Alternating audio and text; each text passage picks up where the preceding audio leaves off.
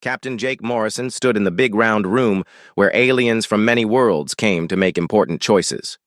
The room was huge and made of crystal that sparkled in the light. 47 different types of alien beings sat in chairs that floated in the air. Some looked like big lizards with sharp teeth. Others had blue skin and 6 arms. A few were just balls of light that talked through machines. Jake had seen all these aliens before, but today felt different. Today felt final. Jake wore his best military uniform with all his medals from the wars humans had fought. Next to him stood Ambassador Lisa Chang, who knew how to talk to aliens better than anyone else on Earth. On his other side was Admiral Pete Collins, who commanded the human space fleet. All 3 humans looked calm, but inside they felt angry and tired. The alien in charge was named Counselor Vexithari. He looked like a giant snake with arms and wore fancy robes covered in jewels. His voice made a hissing sound when he talked. He held up a device that showed numbers on it. "The final vote is complete," Vexithari said in his snake voice. 46 species vote no. 1 species votes yes. The humans are denied membership in the Galactic Defense Initiative for the 3rd time. Jake felt his hands turn into fists, but he kept them behind his back. Lisa wrote something on her computer pad. Pete just stared at the aliens with cold eyes.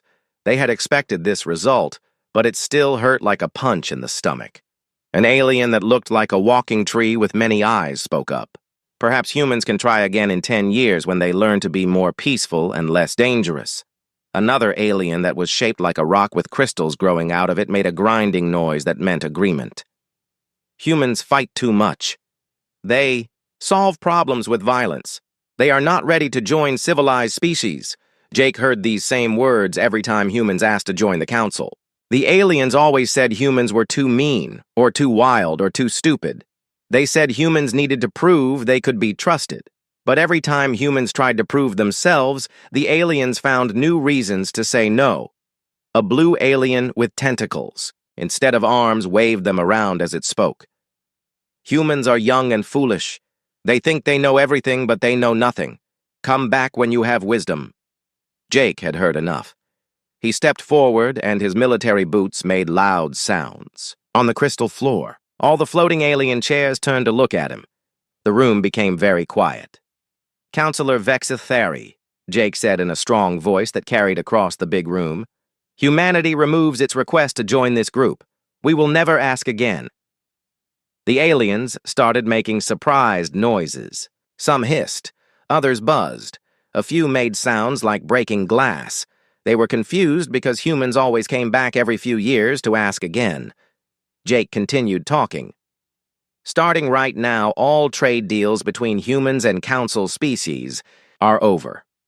All research projects where humans work with council species are ended. All friendship agreements are canceled. Earth is closing its borders to all council ships and people." Now the aliens were making very loud noises. They sounded worried and angry. Some stood up from their floating chairs. Others started talking very fast in their alien languages. Lisa Chang stood up and turned on her translation machine. "Humanity thanks the Council for teaching us something important today. We learned that we do not need your permission to be successful among the stars." An alien that looked like a giant bug with metal parts clicked its metal claws together. "You cannot survive without the Council. You need our technology and our protection." Jake almost smiled when he heard this. "We have survived fine for thousands of years without you. We will survive even better without your rules and your constant rejection." Admiral Pete Collins spoke for the first time. His voice was calm, but everyone could hear the anger underneath. "The Council has spent 20 years telling us we are not good enough to stand with you. Today we realized you were wrong." The 3 humans started walking toward the big doors that led out of the chamber. Many aliens called after them, asking them to wait and talk more. Some demanded that the humans explain what they meant. Others threatened that humans would be sorry for this choice. Jake Morrison stopped at the doorway and turned around one last time. He looked at all 46 alien species who had voted against humanity. He looked at their fancy technology and their floating chairs and their jeweled robes. Then he spoke words that would be remembered for many years. You spent decades telling us we were not good enough to stand beside you. Today we realized you were right about one thing. We are too good for you. The massive crystal doors closed, behind the three humans with a sound like thunder. The aliens were left alone in their chamber wondering what had just happened and what it would mean for the future of the galaxy. 5 years passed since the humans walked out of the council chambers. During those years, something strange happened. Humans completely disappeared from council space. No human ships flew on the big trade routes between alien worlds. No human. Diplomats came to meetings between different species. No human scientists worked on projects with alien researchers. It was like humans had vanished from the galaxy. At first, the alien species did not care much. Humans had been small players in galactic politics. They mostly sold raw materials like metals and crystals to other species. They helped with some science projects, but the aliens thought they could do fine without human help. The council members believed humans would come crawling back within a year or two. Dr. Kelly Brooks had been Earth's best scientist who studied alien diseases. She worked with an alien named Dr. Silthara, who came from a world called Altair Prime. Together, they were trying to stop a terrible plague that was killing people on planets far from the center of the galaxy. The research was going very well, and they were close to finding a cure. But when humans cut all ties with the council, Dr. Brooks had to stop working with her alien partner. Dr. Silthara tried to continue the research alone, but she could not do it. Humans had a special way of looking at how diseases spread and changed. Without human knowledge, the project failed. The plague continued to kill thousands of beings on the outer worlds. Commander Ryan Davis had been training with the Krellian military forces. The Krellians were famous for being the best fighters in the galaxy. They had never been defeated in battle. Ryan taught them new ways to fight that humans had developed. He showed them how smaller forces could defeat larger armies using surprise and smart planning. The Krellian generals were amazed by human tactics. When humans left the council, the Krellians lost access to Ryan's knowledge. Their military training became boring and predictable again. Enemy forces started winning battles against them because Krellian tactics had become old and stale. The Zenthari mining consortium felt the loss of humans more than anyone else. Human engineers like Ben Carter had changed how they dug metals and crystals from asteroids and dead planets. Human machines and methods made mining 3 times more productive than before. The Zenthari were making huge profits from human technology. When humans stopped working with them, the Zenthari had to go back to their old slow methods. Their profits dropped. Their mining operations became inefficient. Other species started getting better deals from competitors who had never worked with humans and still used cheap old technology. On Earth, President Amy Foster stood before a huge crowd in the city of New Geneva. The crowd included people from Mars and the moons of Jupiter and many space stations throughout the solar system. She was giving a speech on the 5th anniversary of what history books were calling the Walk Away. 5 years ago, the aliens told us we were not civilized enough to join their club, President Foster said to the cheering crowd. Today, we have built our own club. The Human Colonial Alliance includes 47 star systems. Each one shows what humans can build when we work together. In the crowd, former Ambassador Lisa Chang smiled and clapped. She now had a new job as the first Chancellor of the Human Colonial Senate. Her job was to help manage the fast growth of human civilization across space. Humans were spreading to new worlds faster than ever before. The crowd cheered loudly as President Foster continued speaking. We did not just survive their rejection. We became stronger because of it. We learned that we do not need alien permission to reach for the stars. Far away from Earth in the empty space between human territory and council space, automatic monitoring stations detected something interesting. Human ships were moving in large groups toward unexplored regions of the galaxy. These ships carried huge construction equipment and supplies for building new colonies. Whatever humans were building out there, they were building it far from alien eyes. Back on the council worlds, some aliens were starting to worry. Trade income was down because humans had been good customers. Several important research projects had failed without human participation. Military effectiveness was declining without human tactical knowledge. Councillor Vexithari called a meeting of the Inner Council, which included only the 7 most powerful alien species. The meeting was secret and held in a secure chamber deep underground on the Council homeworld. The human absence is becoming a problem, admitted Councillor Thyalara from the Vegan worlds. Our outer territories are experiencing difficulties that human expertise could solve. Impossible, hissed Vexithari. We ruled the galaxy for centuries before humans existed. We do not need them. But private reports told a different story. Council military forces were having trouble with new types of pirates who used tactics that seemed familiar but improved. Mining operations were falling behind quotas. Disease outbreaks on frontier worlds were getting worse without human medical knowledge. Most worrying of all were the reports from deep space exploration teams. They were finding evidence that someone was building massive installations in unexplored sectors. The construction showed advanced technology and careful planning. But no council species was responsible for the building. Admiral Zekthos of the Krellian military studied the reports in his private office. The evidence pointed to an uncomfortable conclusion. Humans had not simply gone home to Earth and given up on space exploration. They had gone somewhere else and were building something big. Sir, his aide reported, our long-range sensors are detecting increased activity in the Sagittarius arm of the galaxy. Large energy signatures consistent with major construction projects. Admiral Zekthos looked at star maps showing the vast unexplored regions beyond Council territory. Somewhere, out there, humans were working on something, and they clearly did not want the Council to know what it was. The emergency call came from the far edge of Council space in a region called the Kepler sector.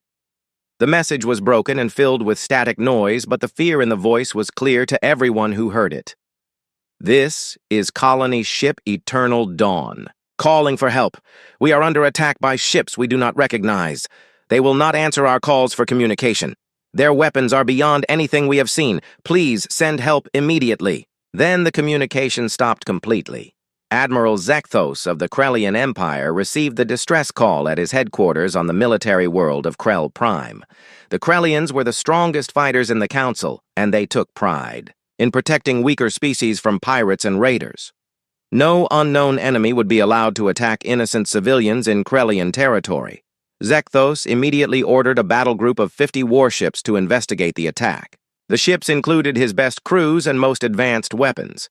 If pirates were operating in Council space, they would learn why the Krellian military was feared throughout the galaxy. What the Krellian battle group found at the location of the distress call confused and frightened them. The Eternal Dawn was floating powerless in space. The huge colony ship carried 50,000 Altarian civilians who were trying to start a new life on a frontier world. But the ship was not destroyed or damaged in any way. Admiral, reported Lieutenant Vashki from the sensor station on Zekthos's flagship. The colony ship shows no signs of weapons fire, no hull breaches, no explosion damage, but all power systems are completely dead.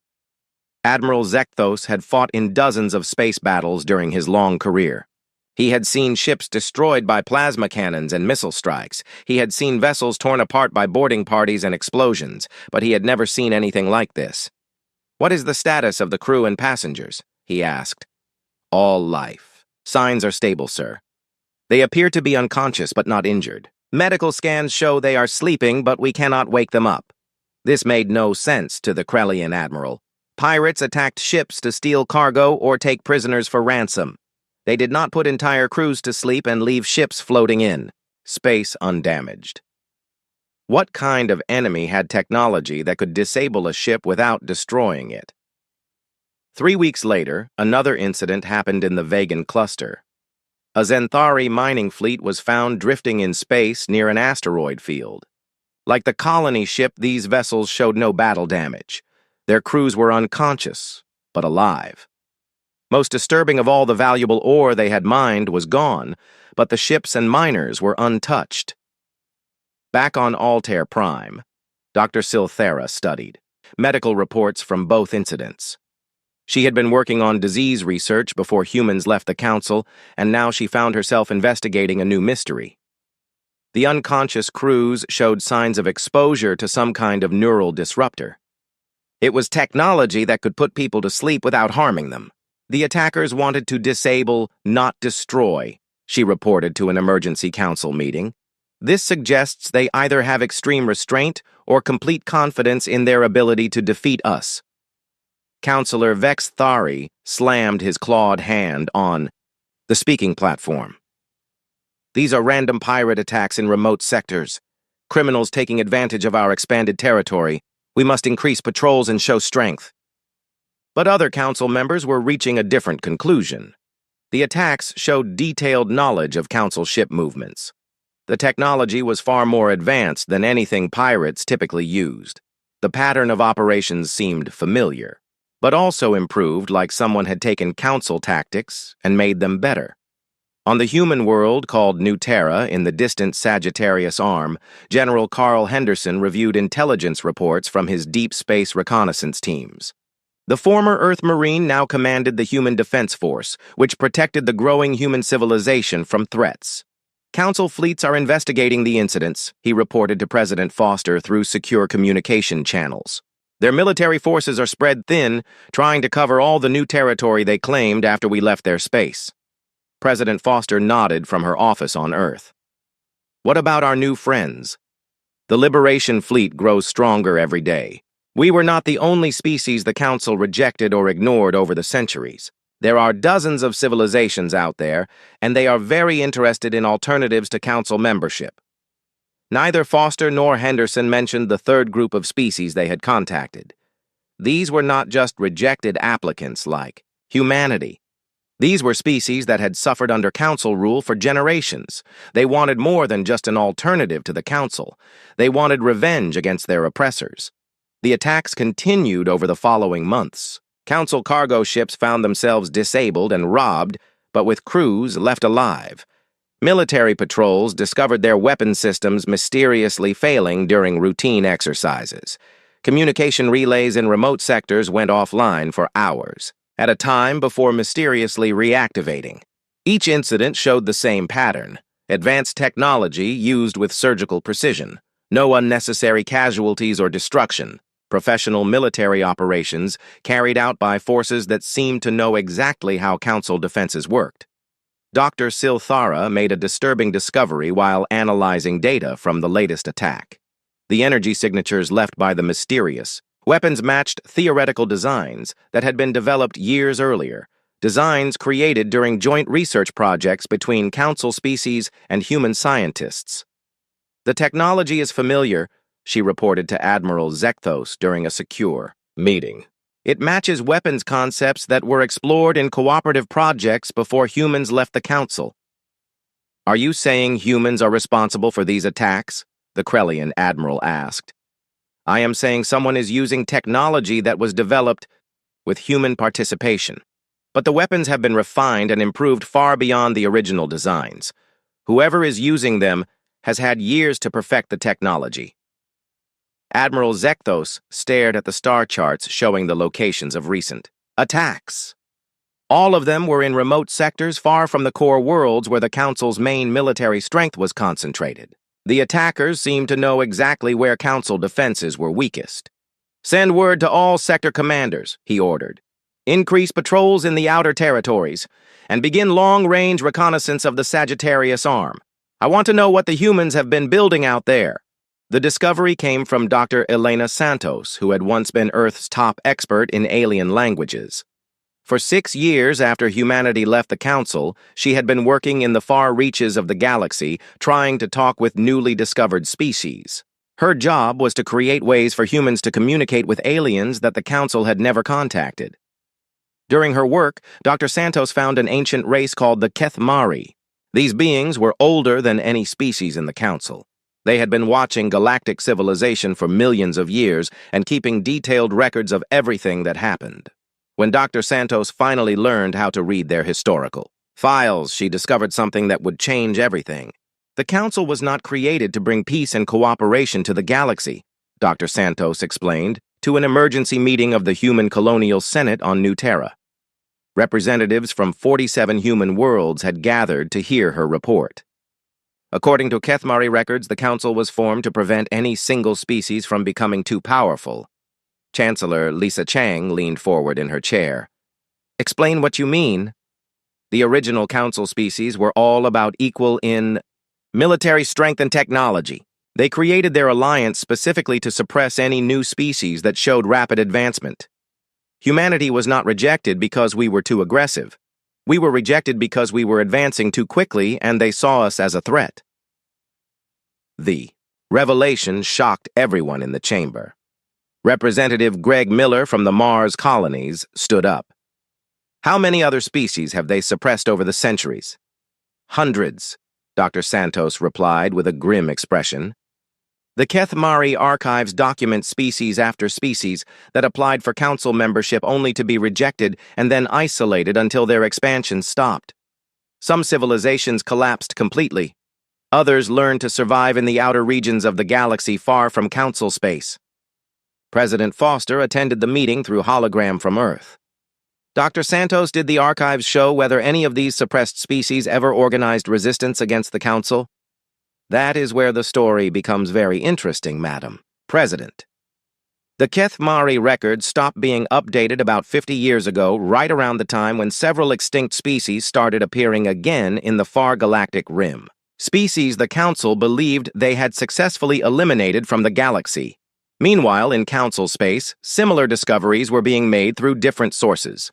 Intelligence agencies were finally admitting that the disabled ships in remote sectors were not random pirate attacks. They were coordinated military strikes against Council expansion efforts carried out by ships using technology that several species recognized but could not identify completely. Admiral Zekthos received a priority message from Krellian intelligence that changed his understanding of the situation completely. Sir, we have analyzed the energy signatures from the weapons used in recent attacks. The technology matches theoretical designs that were developed jointly with human researchers 8 years ago before humanity departed from Council space. The Krellian admiral stared at the report in disbelief. Are you telling me that humans developed this advanced weapons technology? Not exactly, sir. The energy signatures suggest the basic technology was developed during the joint research period, but it has been refined and improved far beyond the original specifications. Whoever is using these weapons has spent years perfecting them with resources and knowledge we do not possess. On Altair, Prime Councilor Vex Thari convened an emergency meeting of the Inner Council. The chamber was much smaller than the main assembly and housed only the 7 founding species that controlled galactic politics. These were the civilizations that had created the Council system centuries ago. The evidence is becoming impossible to ignore, announced Councilor Thylara of the Vegan hegemony. The attacks on our outer territories are not the work of simple pirates or raiders. They are coordinated military operations designed to test our response capabilities and probe for weaknesses. Impossible, Vex Thari hissed angrily. No species outside the Council possesses technology advanced enough to challenge our military superiority. No species that we know about, corrected Councilor Malthek of the Altarian Republic. But we have been monitoring only Council space. For the past 5 years, we have no intelligence about what has been happening in the outer sectors of the galaxy. The awful truth was beginning to become clear to the Council leadership. By forcing humanity and other species to the edges of known space, they had accidentally created something far more dangerous than individual rejected civilizations. They had pushed their enemies together and given them time to organize. The attacks were not random. They were reconnaissance missions carried out by an alliance of species that the Council had spent centuries suppressing. And now these rejected civilizations had technology that was superior to anything the Council possessed. We need to know what is happening in the Sagittarius Arm, Admiral Zekthos reported to the Inner Council. Long-range sensors detect massive construction projects and energy signatures that suggest major industrial activity. Someone is building a war machine out there. Councilor Vexithari tried to maintain his authority. Send a diplomatic mission to human space. Offer them membership in the Council with full privileges. Promise them anything they want if they will return to our alliance. Sir, Admiral Zekthos replied carefully, Our deep space reconnaissance indicates that humanity is no longer the small civilization that applied for membership years ago. They appear to have formed alliances with dozens of other species. Their territory now spans multiple sectors, and their technology has advanced beyond our ability to analyze. The Council had made a fundamental mistake. They had assumed that rejected species would either give up and fade away or remain weak and isolated. Instead, humanity had become the catalyst that united all the Council's enemies into a single coordinated force. Dr. Silthera presented her final analysis to the emergency session.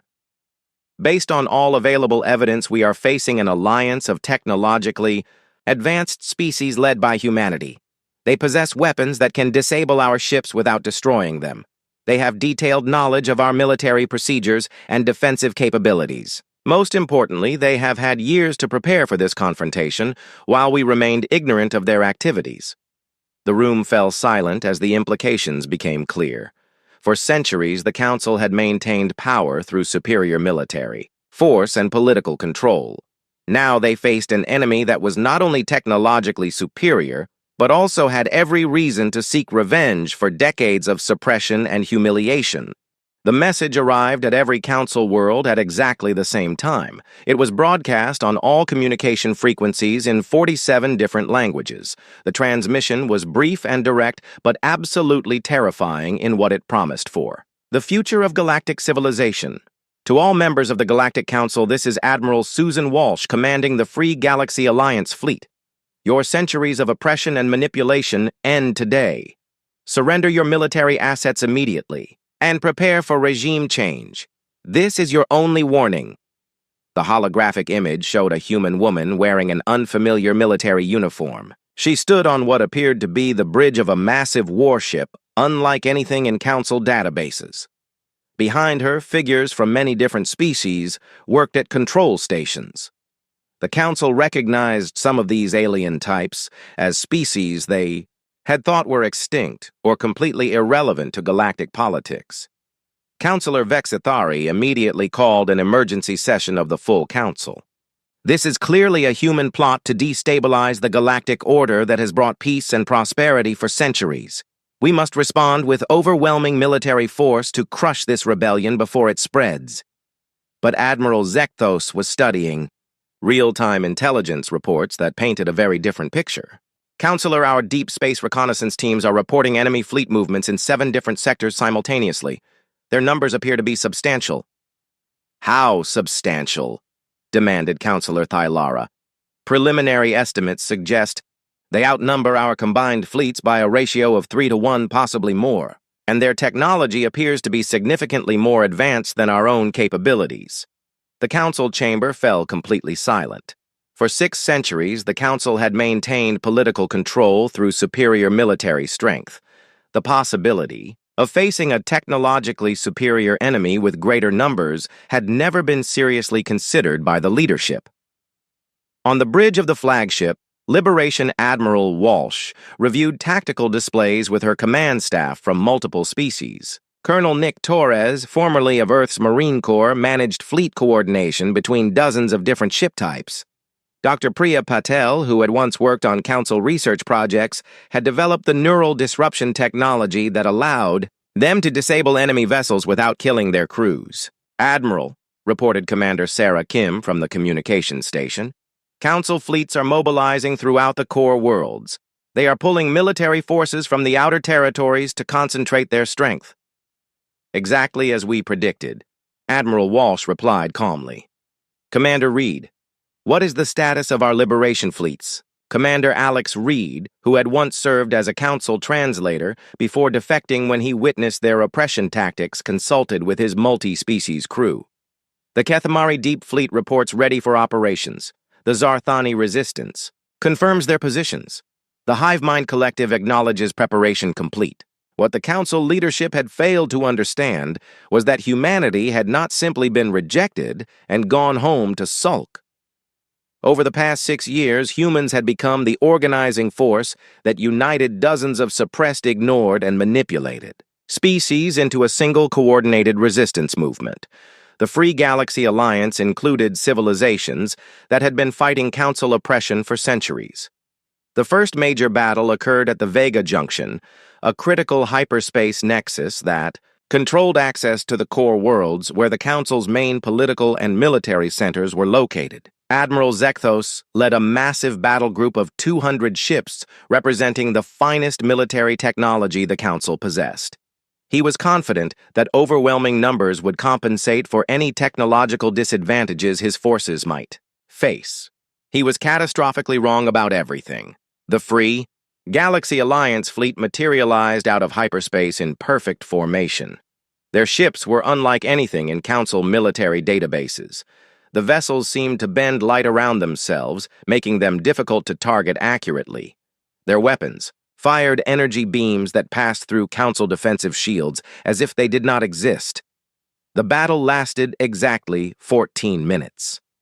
When it ended, every single Council ship hung powerless in space. Their crews were unconscious, but completely unharmed. Their weapon systems had been permanently disabled by some kind of technology that rewrote their computer systems. Most shocking of all, not a single Alliance ship had sustained any damage during the engagement. Admiral Walsh's voice echoed across the communication systems of the disabled Council fleet. Council forces, your ships will be towed to neutral territory, where your crews will be released unharmed. Your weapon systems have been permanently neutralized to prevent future aggression. Return to your worlds and inform your governments that the age of Council domination has ended. The message was clear to everyone who heard it. The Alliance possessed technology so advanced that they could defeat the galaxy's most powerful military forces without killing a single enemy soldier. It was a demonstration of overwhelming power combined with remarkable mercy that left the surviving crews in complete awe. Within hours, news of the Vega Junction battle spread throughout Council space. Panic began to set in as world after world realized that their mighty military alliance had been rendered completely obsolete by forces they had dismissed as irrelevant. Emergency meetings were called on every Council world. Some governments tried to negotiate separate peace deals with the alliance. Others attempted to flee to distant sectors beyond the reach of human-led forces. A few hardline species prepared for desperate last stands against an enemy they could not defeat. But the Alliance was not interested in conquest or revenge. They wanted something much more fundamental than military victory. They wanted to completely replace the political system that had suppressed galactic advancement for centuries. Admiral Walsh sent a second message to the Council worlds. The Free Galaxy Alliance does not seek to rule over you. We seek to eliminate the system of oppression that has held back galactic civilization for too long. Surrender your weapons and prepare for the establishment of a new order based on cooperation, rather than domination. The age of the Galactic Council was ending not through violent conquest, but through the complete obsolescence of everything they represented. A new power had risen in the galaxy, and it was offering a choice between peaceful transition and total defeat. 6 months after the battle at Vega Junction, the Galactic Council as a governing body stopped existing. The end did not come through violent conquest or bloody revolution. Instead, the political structure that had controlled galactic civilization for centuries was systematically dismantled and replaced with something completely different. Former Councilor Malthek of the Altarian Republic stood in what had once been the Council chambers. The proud building had been converted into a research facility where scientists from dozens of species worked together on projects that benefited everyone. The politician who had once helped make decisions for the galaxy now served as a historical advisor helping to document the mistakes of the old system. I still do not understand how we missed the signs, he admitted to Dr. Kelly Brooks, who had returned from human space to establish the new Cooperative Research Institute. How did humanity advance so quickly while we remained blind to their progress? Dr. Brooks smiled as she reviewed genetic diversity data from dozens of different species. You made the same mistake that every dominant civilization makes throughout history. You assumed your way of doing things was the only correct way. Humans did not advance alone. We learned from every species you rejected and every culture you ignored. The Free Galaxy Alliance had established a completely new governing structure, based on voluntary cooperation rather than forced compliance. Species could join the alliance or leave it freely. They could contribute according to their abilities and pursue their own development without interference from a central authority that claimed to know what was best for everyone. President Amy Foster now served as the first elected chancellor of the Free Galaxy Senate. She addressed the inaugural session from Harmony Station, a massive space habitat that had been constructed cooperatively by dozens of species working together. The station orbited no particular world and belonged to all member civilizations equally. 6 years ago, humanity was told we were not civilized enough to join an exclusive club of advanced species, Foster said, as she looked out at representatives from over 100 different civilizations. Today, we have built something much better. We have created a galaxy where every intelligent species has a voice in their own future. A place where advancement is celebrated rather than suppressed, and where cooperation replaces domination as the guiding principle of civilization. In the audience, former council species sat alongside the very civilizations they had once rejected or oppressed. The Krellians, who had been renowned throughout the galaxy for their military prowess, now shared tactical knowledge freely with former enemies. The Altarians collaborated with species they had once considered inferior on medical advances that benefited everyone. Admiral Susan Walsh now served as defense coordinator for the Alliance. She oversaw a military force that was dedicated to protection rather than conquest. The neural disruption technology that had been developed during the Resistance had been shared freely with all member species, ensuring that future conflicts could be resolved without loss of life. The philosophical change was even more significant than the political transformation. The old council had been built on the assumption that resources were limited and expansion had to be carefully controlled by a central authority. The Alliance operated on the principle that intelligence and creativity were unlimited resources that grew stronger when they were shared freely between different cultures. Dr. Elena Santos, working with Kethmari historians, had uncovered archives spanning millions of years of galactic history. What we have learned, she reported to the Senate, is that every time galactic civilization has stagnated, it was because a dominant group tried to maintain control by suppressing advancement in other species. And every time civilization has flourished, it was because diverse species were allowed to contribute freely to the common good. The transformation was not without challenges. Some former council hardliners attempted to establish separatist territories, where they could maintain the old ways of thinking. A few species struggled to adapt to a system where they could not dominate others. But the overwhelming majority of galactic civilizations embraced the new possibilities that cooperation offered. Commander Alex Reed now served as ambassador for species integration. His job was to help refugee populations from former council territories adapt to the new system. The most remarkable thing, he noted in his regular reports, is how quickly former enemies become close collaborators when they are no longer forced to compete for the approval of a central authority. The economic benefits of the new system became apparent within the first year. Trade between species increased dramatically when it was no longer controlled by council regulations. Scientific advancement accelerated when researchers could work freely with colleagues from any species. Military conflicts decreased as the threat of suppression by a dominant alliance was removed. Chancellor Foster concluded her address to the Senate by reflecting on the journey that had brought galactic civilization to this point. Humanity walked away from the council not because we were angry or seeking revenge, but because we believed something better was possible. Today we have proven that belief was correct. The applause that followed was not just for humanity's leadership, but for the collective achievement of over 100 species working together toward common goals. The new galaxy was based on principles of advancement, cooperation, and mutual respect, rather than suppression, competition, and fear. The Council had been right about one thing in their assessment of humanity. Humans were indeed too dangerous to be allowed into their system, but they had been dangerous only to a system that was built on stagnation and control. They had been perfect for building something new and better.